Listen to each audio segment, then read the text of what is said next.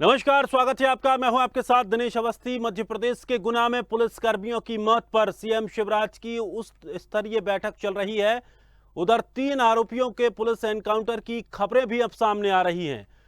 तो आपको बता दें कि आज 4 जो बड़ी खबरें हैं उसमें सबसे बड़ी खबर गुना की है। तो वहीं दूसरी खबर, कोर्ट के फैसले के बाद ज्ञानवापी मस्जिद परिसर का कड़ी सुरक्षा के बीच सर्वे चल रहा है, जहां 52 लोगों की टीम पड़ताल कर रही है। चप्पे चप्पे पर पुलिस बल को तैनात किया गया है। तीसरी बड़ी खबर, चारधाम यात्रियों को धामी सरकार का साफ तौर पर संदेश है। सीएम धामी ने कहा है कि जब यात्रा पूरी तरह से स्वस्थ नहीं हो जाते तब तक आप अपनी यात्रा बिल्कुल शुरू ना करें। अस्वस्थता की स्थिति में बिल्कुल भी यात्रा न करें।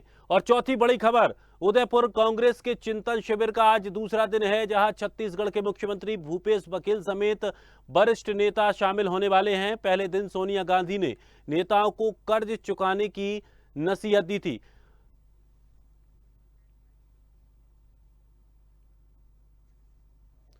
मध्य प्रदेश के गुना जिले में देर रात पुलिस और शिकारियों की मुठभेड़ में 3 पुलिसकर्मियों की मौत हो गई है। इस मामले पर मुख्यमंत्री शिवराज सिंह चौहान अपने निवास पर आपात बैठक ले रहे हैं। तो वहीं गुना से खबर सामने आ रही है कि पुलिस ने 3 आरोपियों के एनकाउंटर कर दिए हैं।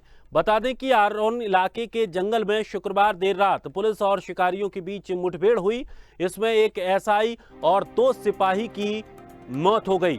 तो वहीं ड्राइवर भी घायल बताया जा रहा है। कारणों को लेकर अभी तक अधिकारी कुछ भी बोलने को तैयार नहीं हैं। हालांकि ये जो चर्चा आ रही है, पुलिसकर्मी काले हिरण के शिकार मामले में सर्चिंग करने के लिए गए थे, जहां शिकारियों ने छुपकर उन पर फायरिंग कर दी। एक शव पर 12 से 15 गोलियां दागी गई हैं। बड़ी निर्ममता के साथ पुलिसकर्मियों की हत्या की गई है। और अब सबसे बड़ा सवाल यह है कि आखिर प्रदेश में ये क्या स्थिति बन रही है। क्या अपराधियों के हौसले इतने बुलंद हैं कि दिन दहाड़े या रात में भी आखिर पुलिस कर्मियों को ही मारा जा रहा है? तो आम लोगों की सुरक्षा पर कैसे भरोसा किया जा सकता है? गुना जिले की आरोन थाना क्षेत्र के पास में 7-8 बदमाशों की पुलिस को सूचना मिली थी। मोटरसाइकिल सवार थे। पुलिस ने चारों तरफ से घेर लिया। पुलिस को देखकर बदमाशों ने फायरिंग शुरू करी और हमारे परिवार के जाबाज श्री राजकुमार जी जाटव एसआई, नीलेश भार्गव जी हवलदार और सिपाही संतराम जी की उसमें मौत हो गई। बड़ी दुखद और हृदय विदारक घटना है। देर रात या सुबह तड़के जैसे ही जानकारी मिली, तभी से लगातार मैं संपर्क में हूं। पुलिस अधीक्षक से, डीजीपी से, सभी से बात की है। गुना जिले की आरोन थाना क्षेत्र में। तो इस खबर पर और अधिक जानकारी के लिए हमारे संवाददाता विवेक राणा हमारे साथ जुड़ गए हैं। विवेक, भोपाल में उच्च स्तरीय बैठक की जा रही है, क्या कुछ यहाँ निर्णय लिए जा रहे हैं? और बड़ा ही एक सवाल भी ये खड़ा होता है कि आखिर जब पुलिसकर्मी ही सुरक्षित नहीं है तो आम लोगों की सुरक्षा की जिम्मेदारी कैसे लेगी सरकार?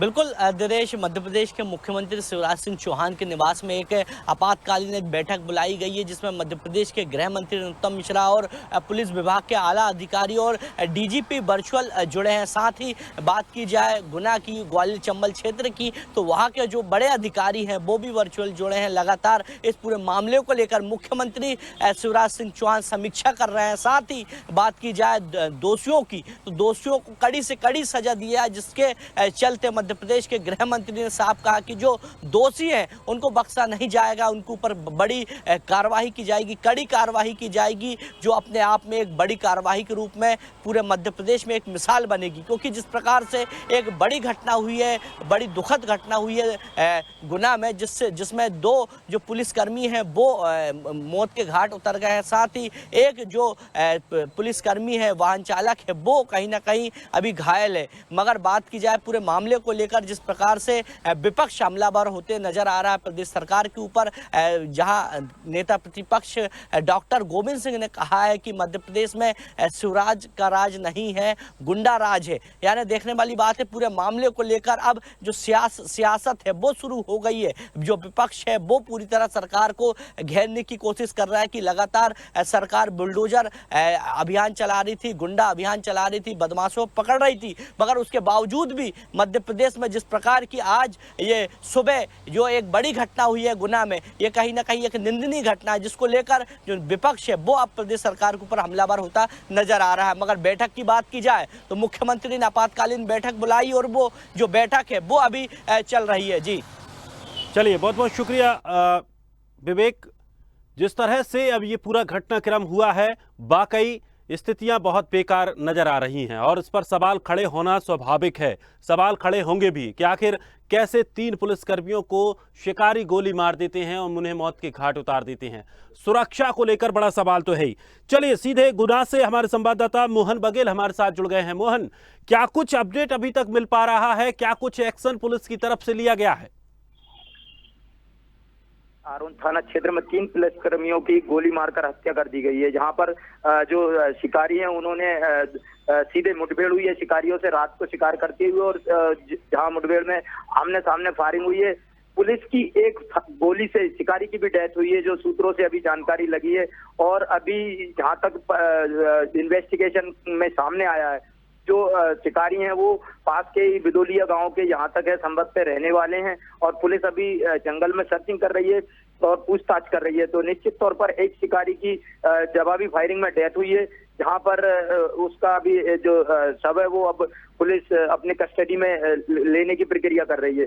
दूसरा, यहाँ के पास में ही जो थाना क्षेत्र है वहां पर पुलिस जो है वो पूछताछ कर रही है शिकारियों से। जी, लेकिन सबसे बड़ी बात यह है कि ऐसे घटना हो जाती है, क्या वाकई में जो शिकारी हैं उस क्षेत्र के बदमाश हैं वो इस तरह से बेखौफ हैं कि वो पुलिसकर्मियों को मारने से गुरेज नहीं कर रहे?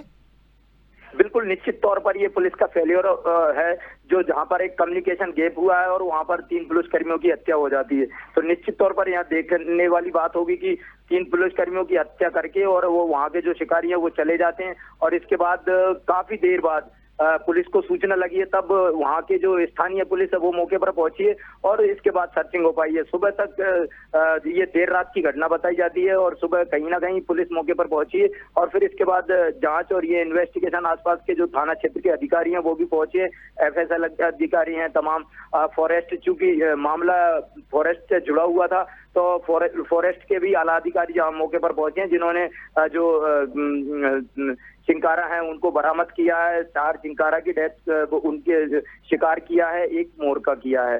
तो यहाँ पर अभी पुलिस सर्चिंग कर रही है और जांच में जुटी हुई है। मामले पर तमाम नेताओं की प्रतिक्रिया आई है, और जो 3 एक सब इंस्पेक्टर और एक हेड कांस्टेबल डेथ हुई है, उनको शहीद हुए हैं, उनके लिए अब कहीं ना कहीं तैयारी की जा रही है। और निश्चित तौर पर कोई बड़ा पॉलिटिशियन और कहीं ना कहीं गृह मंत्री और DGP की आने की संभावना है। जी मोहन, क्या कुछ अभी तक जानकारी मिल पाई है? ऊपर से क्या कुछ निर्देश मिले हैं वहां पुलिस अधिकारियों को? किस तरह के दिशा निर्देश वहां से दिए गए हैं? क्योंकि गृह मंत्री ने साफ तौर पर कहा है कि इस मामले में सख्ती बरतनी होगी। बिल्कुल, निश्चित तौर पर सख्ती के लिए इनको निर्देश मिले हैं। कहीं ना कहीं पुलिस सक्रिय है और अभी जंगलों में सर्चिंग कर रहे हैं। कहीं ना कहीं लगता है कि संभवतः मामला ट्रेस हो जाएगा, क्योंकि जो शिकारी हैं वो लोकल के ही हैं, और जहां तक सूत्रों से जानकारी लगी है तो मामला जहां तक है संभवतः ट्रेस हो जाएगा। जी चलिए, बहुत बहुत शुक्रिया। आप नजर बनाए रखिए, आगे भी आपसे अपडेट लेते रहेंगे। तो गुना के मामले में शिकारियों ने जहां पुलिस पर गोलियां चलाई हैं, 3 पुलिसकर्मी इसमें शहीद हुए हैं, लेकिन सबसे बड़ा सवाल अभी भी सरकार पर ही खड़ा होता है कि आखिर किस तरह की सुरक्षा व्यवस्था के दावे किए जाते हैं, जहां अपराधी इतने बेखौफ हैं कि जहां पुलिस कर्मियों को तक मौत के घाट उतार दिया जा रहा है। बाकी सवाल तो खड़े होंगे। फिलहाल इसको लेकर मुख्यमंत्री एक्शन में दिखाई दे रहे हैं। मुख्यमंत्री ने इमरजेंसी एक बैठक बुलाई है। इस बैठक में सभी पुलिस के आला अधिकारियों को बुलाया गया है, कुछ को वर्चुअल तरीके से जोड़ा गया है और साफ तौर पर दिशा निर्देश दिए गए हैं कि इस पूरे मामले में जो भी दोषी हो उस पर तुरंत कार्रवाई की जाए। लगातार पुलिसकर्मी कार्रवाई कर रहे हैं। तो वहीं इसमें एक और जो जानकारी मिल रही है कि एक शिकारी की मौत भी पुलिस मुठभेड़ में हुई है। जब ये मुठभेड़ हुई थी तो उस समय दोनों तरफ से गोलियां चलाई गई थी। एक शिकारी की भी मौत यहां पर पुष्टि की गई है। तो अब देखना यह होगा कि कितनी जल्दी इस मामले का खुलासा किया जाता है और जो आरोपी हैं वो कब तक पकड़े जाते हैं। वाराणसी के ज्ञानवापी परिसर का सच सामने लाने के लिए अदालत के आदेश पर आज सुबह 8 बजे से सभी पक्षों की मौजूदगी में सर्वे की कार्रवाई शुरू की गई है। कड़ी सुरक्षा के बीच 52 लोगों की टीम सर्वे में जुटी है। पूरी ज्ञानवापी छावनी में तब्दील है। मौके पर हिंदू और मुस्लिम दोनों पक्षकार भी मौजूद हैं। बाधा डालने की कोशिश करने वालों पर सख्त कार्रवाई की बात साफ तौर पर पहले से ही कह दी गई थी। हर दिन सुबह 8 बजे से दोपहर 12 बजे तक ये कार्रवाई की जाएगी। तो ज्ञानवापी मामले में कड़ी सुरक्षा के बीच सर्वे लगातार जारी है। यहां कोर्ट ने साफ तौर पर कहा था कि सर्वे कराया जाएगा और कमिश्नर को भी नहीं हटाया जाएगा। तो ये तमाम आदेशों के बाद अब चप्पे चप्पे पर पुलिस बल को तैनात करने के साथ ही सुबह से ही ज्ञानवापी का सर्वे शुरू कर दिया गया है। तो वहीं दोनों पक्षों की अगर बात करें, हिंदू पक्ष की और मुस्लिम पक्ष की, दोनों पक्ष के लोग वहां पर मौजूद हैं और कोर्ट के फैसले के बाद अब इस पूरे मस्जिद परिसर का सर्वे किया जा रहा है। यूपी एडिटर अकील सिद्दीकी हमारे साथ जुड़ गए हैं। अकील, क्या कुछ जानकारी मिल पा रही है? देखिए, जो ज्ञानव्यापी मस्जिद में एक खाना था उसका जो सर्वे होना था और कोर्ट के हस्तक्षेप के बाद कहीं ना कहीं आज सर्वे का काम शुरू कर दिया गया। हालांकि देखिए 8:15 बजे सर्वे का काम शुरू किया गया, जिसमें 51 सदस्यों जो टीम थी वो अंदर पहुंची और दोनों पक्षों के वकील भी साथ में मौजूद हैं। एंट्री के वीडियोग्राफी, ये अंदर की वीडियोग्राफी, ये तमाम जो रिकॉर्डेड है वो कराई जा रही है। हालांकि अगर सुरक्षा व्यवस्था की बात करें तो वहां पर शांतिपूर्वक कार्य होने के लिए पुलिस बल भी तैनात किए गए। अब अगर बात करें 51 लोगों की वहां पर गए, जो सर्वे की टीम है उसके साथ साथ दोनों वकील भी मौजूद है, दोनों पक्षकारों के। ऐसे में तकरीबन ये माना जा रहा है कि जिस तरह काम हो रहा था तो उसमें पहले तहखाने का काम शुरू कर दिया गया, तो बहुत तेजी से सर्वे किया जा रहा है। हालांकि तीसरे तहखाने में होने की बात की जाए कि जो तीसरा कमरा है उसमें वो लोग गए हैं और अभी जो सर्वे है वो उसमें किया जा रहा है। हालांकि देखिए, पहले एक खबर आई थी कि उसमें पूरा सहयोग वहां के लोग, वहां की जो टीम है, कमेटी वो करे। हालांकि ये मामला आया था कि कोई ताला नहीं तोड़ा गया है, चाबी भी मौजूद थी और जिससे तहखाने में सर्वे चल रहा है तो उसमें सबकी चाबियां भी हैं।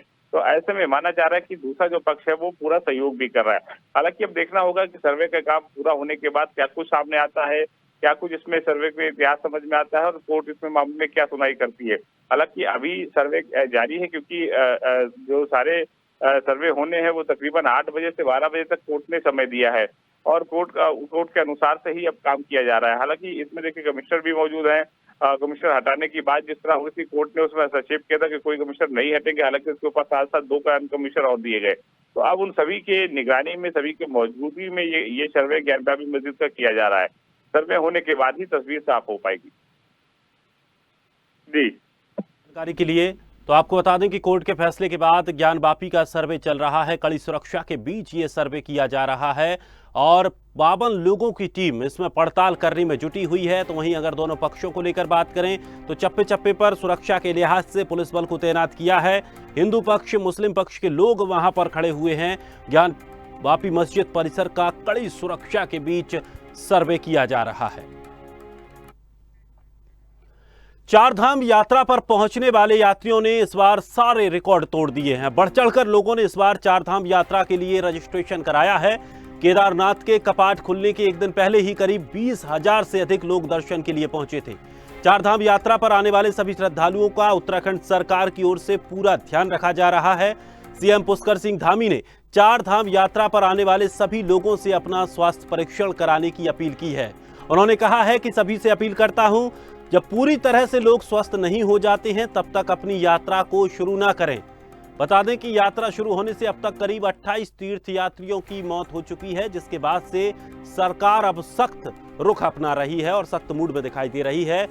चार धाम यात्रा शुरू होने से अब तक लगभग 28 तीर्थयात्रियों की मौत हो चुकी है। चार धाम यात्रा पर पहुंचने वाले यात्रियों ने इस बार के सारे रिकॉर्ड तोड़े हैं। बता दें कि पिछले कोरोना महामारी के चलते 2 सालों से यात्रा नहीं हो पाई थी, लेकिन इस बार जैसा कि उत्तराखंड सरकार पहले से उम्मीद भी लगाए बैठी थी कि इस बार यात्रा भारी भरकम होने वाली है और उसी की नज़र में आप देखा जाए तो बढ़ चढ़कर लोग वहां पहुंच रहे हैं। देहरादून ब्यूरो चीफ अवनीश गुप्ता हमारे साथ जुड़ गए हैं। अवनीश, क्या कुछ जानकारी मिल रही है चार धाम यात्रा को लेकर? देखिए दिनेश, यहाँ पे अगर चार धाम यात्रा की बात करें, इस बार सरकार के लिए ये बहुत चुनौतीपूर्ण था। सरकार ने इसको लिया भी है चुनौती में, और जिसको लेकर, क्योंकि ये 2 साल से यात्रा बिल्कुल बंद थी कोरोना काल के चलते, और जिससे जो श्रद्धालु थे, देश विदेश से आने वाले जो श्रद्धालु थे, वो भी जो है मायूस थे।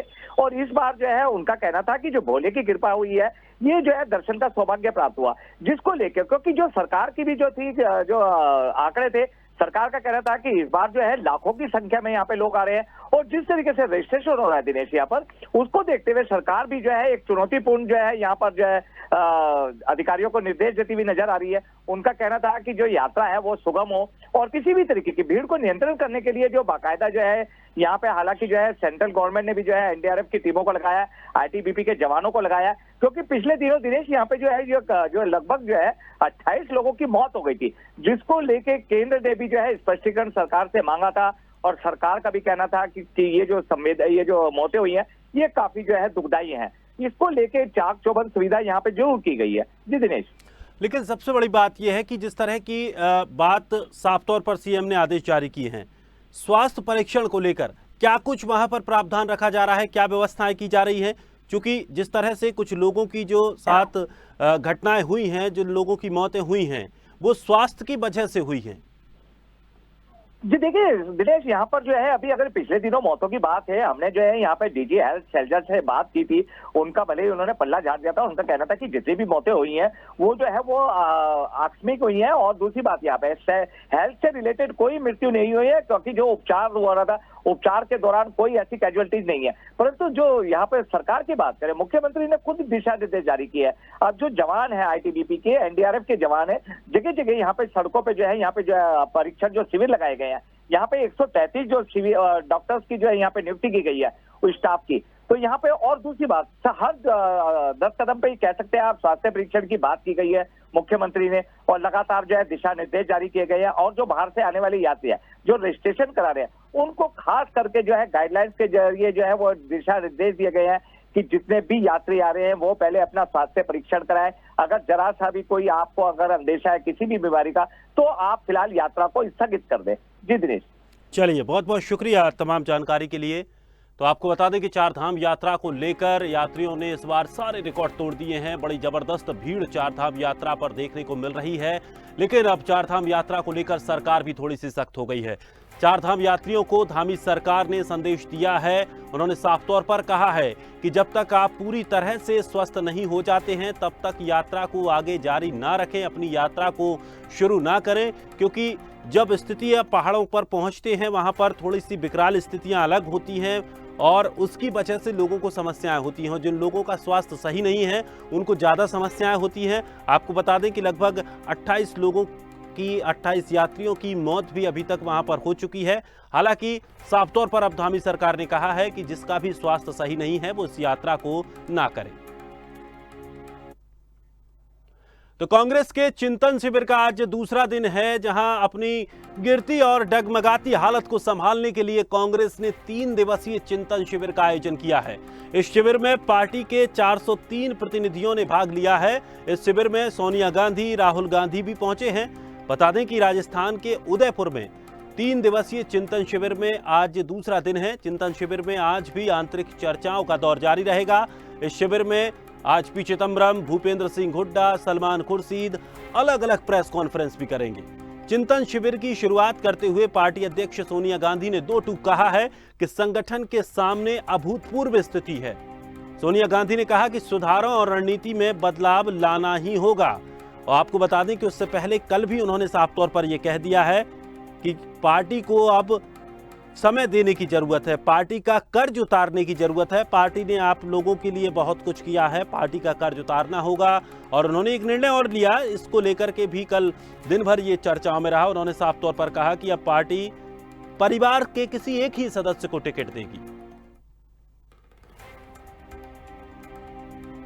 तो चिंतन शिविर का आज दूसरा दिन है। लगातार कांग्रेस का चिंतन मंथन चल रहा है राजस्थान में, और इस चिंतन शिविर में साफ तौर पर यह कोशिश की जा रही है कि पार्टी की जो स्थिति बनी है, अब पार्टी को कैसे बदला जाए, पार्टी की स्थिति को कैसे सुधारा जाए, और खास तौर पर जो छवि एक बनकर कांग्रेस की सामने आई है, उस छवि को किस तरह से चेंज करना है।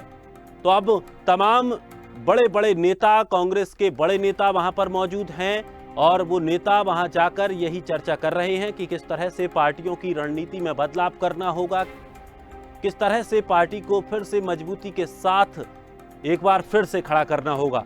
3 दिवसीय ये चिंतन शिविर है, आज का दूसरा दिन है, जिसमें कांग्रेस अध्यक्ष सोनिया गांधी, राहुल गांधी, तमाम बड़े बड़े नेता इस शिविर में मौजूद हैं। तो वहीं आज आपको बता दें कि छत्तीसगढ़ के मुख्यमंत्री भूपेश बघेल भी इसमें भाग लेने वाले हैं, और जो बड़े बड़े नेता हैं वो अलग अलग प्रेस कॉन्फ्रेंस करके इस पूरी चिंतन बैठक के बारे में जानकारी भी देंगे।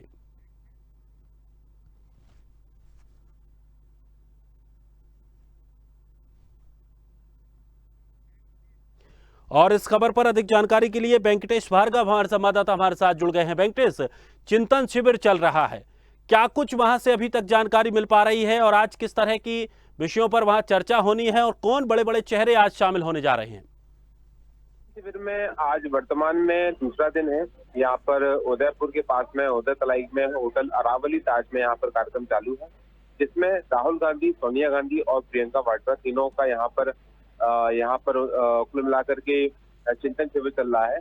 अभी वर्तमान में पूर्व वित्त मंत्री पी चिदम्बरम की प्रेस कॉन्फ्रेंस चल रही है, जिसमें वो मोदी सरकार के द्वारा किए गए कार्यों की अवहेलना करते हुए बता रहे हैं कि किस प्रकार से जीएसटी और बाकी सारी चीजें हमारे देश की इकोनॉमी के लिए खराब हो सकती है। वहीं चिंतन शिविर में आज दूसरे दिन इस विषय पे भी विचार होना है कि कल अजय माकन के द्वारा एक बड़ा बयान दिया गया, जिसमें उन्होंने कहा कि अब कांग्रेस पार्टी में किसी प्रकार का परिवारवाद नहीं चलेगा। वहीं शाम तक उन्होंने अपने बयान को चेंज करते हुए कहा कि किसी भी व्यक्ति को एक कूलिंग पीरियड में रहना पड़ेगा, जैसे 5 साल आप पद पर रहने के बाद 3 साल आपको पद छाटना पड़ेगा। इस प्रकार से चिंतन शिविर लगातार चल रहा है, और आज इसके बाद में पी चिदम्बरम के बाद में सलमान खुर्शीद अपनी बातें लोगों के सामने रखने वाले हैं। जी चलिए, बहुत बहुत शुक्रिया तमाम जानकारी के लिए। तो कल सोनिया गांधी ने दो टूक कहा था, साफ तौर पर उन्होंने कहा था कि अब पार्टी को समय देने की जरूरत है, पार्टी का कर्ज उतारने की जरूरत है।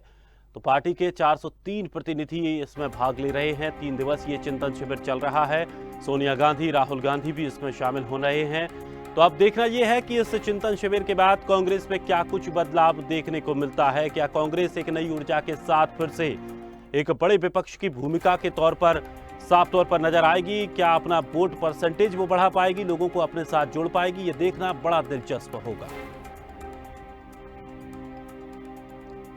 तो कांग्रेस के चिंतन शिविर में आज दूसरा दिन है। कांग्रेस के चिंतन शिविर में साफ तौर पर कांग्रेस अध्यक्ष सोनिया गांधी, राहुल गांधी मौजूद हैं। 3 दिवसीय चिंतन शिविर का आज ये दूसरा दिन है, जहां पर पार्टी के 430 प्रतिनिधियों ने आज इस कार्यक्रम में भाग लिया है।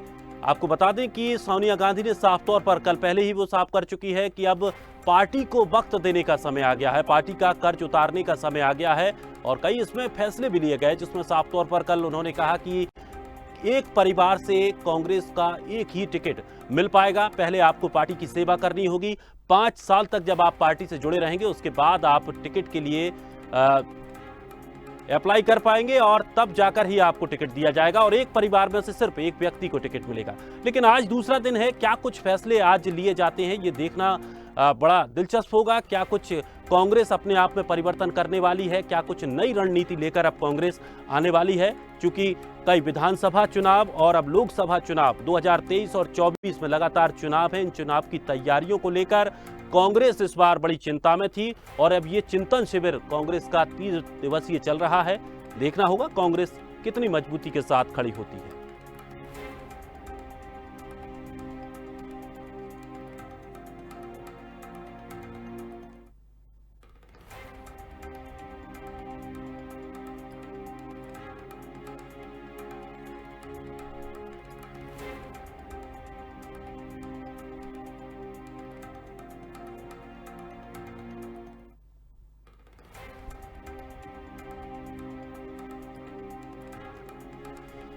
तो कांग्रेस के चिंतन शिविर का आज दूसरा दिन है। 3 दिवसीय कांग्रेस का चिंतन मंथन चल रहा है। अब इस मंथन में से क्या कुछ अमृत निकलने वाला है, ये देखना बड़ा दिलचस्प होगा। और सबसे बड़ी बात यह है कि कांग्रेस की स्थिति लगातार जिस तरह से बिगड़ती जा रही है, कांग्रेस की छवि को भी सुधारने का काम उन्हें करना होगा। अब इस बैठक में क्या कुछ चर्चाएं होनी हैं, क्या कुछ फैसले लिए जाने हैं, वो तो आज दोपहर और शाम तक लगभग साफ हो जाएगा, क्योंकि आज दूसरे दिन की प्रेस कॉन्फ्रेंस के बाद कई बड़े नेता साफ तौर पर बताने वाले हैं।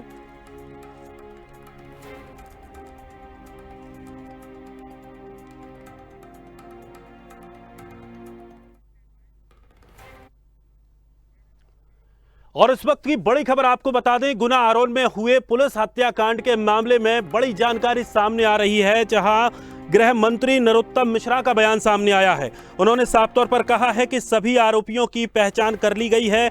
घटना को लेकर मुख्यमंत्री शिवराज सिंह चौहान सख्त हो रहे हैं और उन्होंने दोषियों पर कार्रवाई करने की बात कही है। शहीद पुलिस कर्मियों के परिजनों को 1-1 करोड़ की राशि देने की बात भी साफ तौर पर कही है। तो वहीं अंतिम संस्कार में प्रभारी मंत्री भी शामिल होने वाले हैं। इस वक्त की बड़ी खबर आपको बता दें, गुना के आरोन में हुए पुलिस हत्याकांड के मामले में अब एक नई जानकारी यहां सामने आ रही है, जहां शहीद पुलिसकर्मियों के परिजनों को 1-1 करोड़ की राशि दी जाएगी। उसके अलावा गृह मंत्री नरोत्तम मिश्रा का बड़ा बयान सामने आया। उन्होंने साफ तौर पर कहा है कि सभी आरोपियों की पहचान कर ली गई है। मुख्यमंत्री ने आदेश दिया है, सख्त से सख्त कार्रवाई की जाएगी। दुनिया का ऐसे सब लगभग पहले से ये टोटल 7 लोग पहले से भी इस तरह आज ही किस तरह की सारी सख्त कार्रवाई सर गुना में जो हो सकती है। सर अगर इस तरीके बुलडोजर भी चलेगा सर, अलग अलग सर बुलडोजर भी सर चलेगा। अगर इस तरीके से शिकारी वहां जो पर सख्त कार्रवाई हो सकती है वो सख्त कार्रवाई 1-1 करोड़ रुपया का मुआवजा इन हमारे पुलिस के जवानों को जो शहीद हुए उनको मुख्यमंत्री जी ने 1-1 करोड़ रुपया जो शहीद को दिया जाता है उन शहीदों को दिया। इसीलिए तो रात को 2:30-3:30 बजे पहुंची, तभी तो ये घटना घटी। इसका आपके सवाल का सबसे बड़ा जवाब ये है कि रात भर पुलिस सक्रिय थी, तभी तो घेर लिया चारों तरफ से। घेरने के बाद ही घटना हुई है ना, ये मेरा कहना है। तो गृह मंत्री ने साफ तौर पर कहा है कि कड़ी से कड़ी और सख्त से सख्त कार्रवाई की जाएगी। तो वहीं उन्होंने मुआवजे को लेकर के भी साफ तौर पर कहा कि शहीद का दर्जा उन्हें दिया जाएगा और 1-1 करोड़ की राशि उन्हें उनके परिजनों को सौंपी जाएगी। लेकिन साफ तौर पर उन्होंने एक सवाल का जवाब भी दिया। उन्होंने कहा कि पुलिस रात में वहां पहुंची थी, इसलिए यह घटना हुई, क्योंकि विपक्ष लगातार सवाल खड़े कर रहा था, आरोप लगा रहा था कि पुलिस की कार्यप्रणाली सही नहीं है, इसलिए इस तरह के जो आरोपी हैं वो बेखौफ होकर नजर आ रहे हैं। लेकिन गृह मंत्री ने साफ तौर पर यहां पर उसका भी जवाब दिया है। और फिलहाल इस बुलेटिन में इतना ही। ताजा तरीन खबरों के लिए आप बने रहिए स्वदेश के साथ। सबसे पहले देश।